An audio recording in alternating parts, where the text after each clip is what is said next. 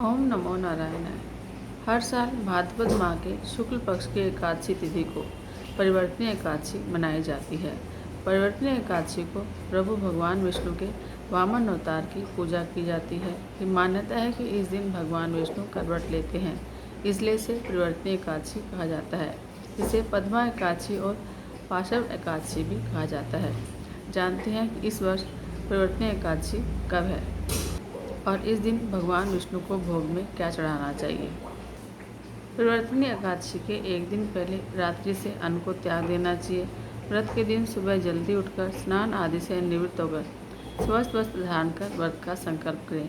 पूजा घर में चौकी पर पीले रंग का वस्त्र बिछाकर भगवान विष्णु की तस्वीर स्थापित करें। भगवान को चंदन और अक्षत लगाएं, पुष्पमाला और तुलसी के पत्ते चढ़ाएं और विष्णु एकादशी व्रत की कथा का पाठ करें। संध्या के समय आरती के बाद प्रसाद ग्रहण करें। भगवान विष्णु को प्रसाद में तुलसी का पत्ता जरूर चढ़ाएं और इस दिन मखाने की खीर का भोग आपको अवश्य लगाना चाहिए। परिवर्तनीय एकादशी व्रत कथा। युधिष्ठिर कहने लगे कि हे भगवान, भाद्रपद शुक्ल एकादशी का क्या नाम है, इसकी विधि और इसका महात्म्य मुझे सुनाइए। तब भगवान श्री कृष्ण कहने लगे, इस पुण्य, स्वर्ग और मोक्ष देने वाली और सब पापों का नाश करने वाली उत्तम वामन एकादशी का महात्म्य मैं तुमसे कहता हूँ, ध्यानपूर्वक सुनो। यह पद्मा परिवर्तनीय एकादशी जयंती एकादशी भी कहलाती है। इसका यज्ञ करने से वाजपेयी यज्ञ का फल मिलता है।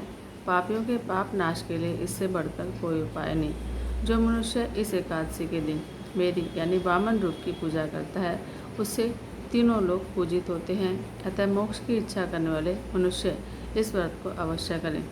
जो कमलनयन भगवान का कमल से पूजन करते हैं, वे अवश्य भगवान के समीप जाते हैं। जिसने भादो मास शुक्ल पक्ष के एकादशी के व्रत और पूजन को किया, उसने ब्रह्मा विष्णु सहित तीनों लोगों का पूजन किया। अतः हरिवासर अर्थात एकादशी का व्रत अवश्य करना चाहिए। इस दिन भगवान करवट लेते हैं, इसलिए इसको परिवर्तनीय एकादशी कहते हैं। भगवान के वचन सुनकर युधिष्ठिर बोले कि भगवान, मुझे संदेह हो रहा है कि आप किस प्रकार सोते और करवट लेते हैं या किस तरह राजा बलि को बांधा और वामन रूप रखकर क्या क्या लीलाएं की। चतुर्मास की विधि क्या है और आपके शयन करने पर मनुष्य का कर्तव्य क्या है, आप मुझे बताएं। श्री कृष्ण बोले, हे राजन, अब आप सब पापों को नष्ट करने वाली कथा को सुने। त्रेता युग में बलि नाम का एक दैत्य था, जो मेरा परम भक्त था। विविध प्रकार के वेद सूक्तों से मेरा पूजन किया करता था और नित्य ही ब्राह्मणों का पूजन और यज्ञ का आयोजन करता था। लेकिन इंद्र से द्वेष के कारण उसने इंद्रलोक और सभी देवताओं को जीत लिया। इस कारण सभी देवता एकत्र होकर सोच विचार कर भगवान के पास गए। बृहस्पति सहित इंद्र आदि देवता प्रभु के पास जाकर नतमस्तक होकर वेद मंत्रों से भगवान का पूजन और स्तुति करने लगे। अतः मैंने वामन रूप धारण करके पांचवा अवतार लिया और फिर अत्यंत तेजस्वी रूप से राजा बलि को जीत लिया। इतनी बात सुनकर राजा युधिष्ठिर बोले कि हे जनार्दन, आपने वामन रूप धारण करके उस महाबली दैत्य को कैसे जीता। श्री कृष्ण बोले, मैंने वामन रूपधारी ब्रह्मचारी बलि से 3 पग भूमि की याचना करते हुए कहा, यह मुझको 3 लोक के समान है और हे राजन, यह तुमको अवश्य ही देनी होगी। राजा बलि ने इसे तुच्छ याचना समझकर 3 पग भूमि का संकल्प मुझको दिया और मैंने अपने त्रिविक्रम रूप को बढ़ाकर यहाँ तक कि भूलोक में पद और भरलोक में जंघा और स्वर्गलोक में कमर और महालोक में पेट, जनलोक में हृदय, यमलोक में कंठ की स्थापना कर सत्यलोक में मुख और उसके ऊपर मस्तक स्थापित किया।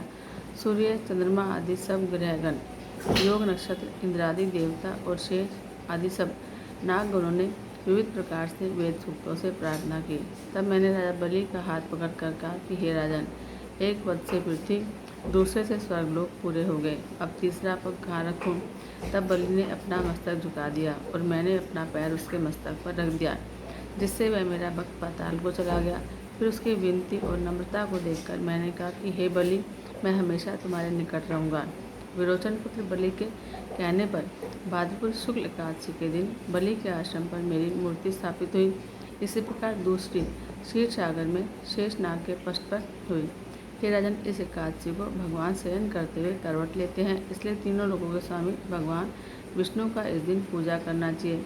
इस दिन तांबा, चांदी, चावल और दही का दान करना ठीक है। रात को जागरण अवश्य करना चाहिए। जो विधिपूर्वक इस एकादशी का व्रत करते हैं वे सब पापों से मुक्त होकर स्वर्ग में जाकर चंद्रमा के समान प्रकाशित होते हैं और यश पाते हैं। जो पाप नाशक इस कथा को पढ़ते और सुनते हैं उनको 1000 अश्वमेध यज्ञ का फल प्राप्त होता है। ओम जय काशी माता मैं जय काशी माता, विष्णु पूजा व्रत को धारण कर शक्ति मुक्ति दाता। ओम जय काशी माता तेरे नाम गिनाऊं देवी, भक्ति प्रदान वर्णि गण गौरव की देनी माता, शास्त्रों में वर्णि का।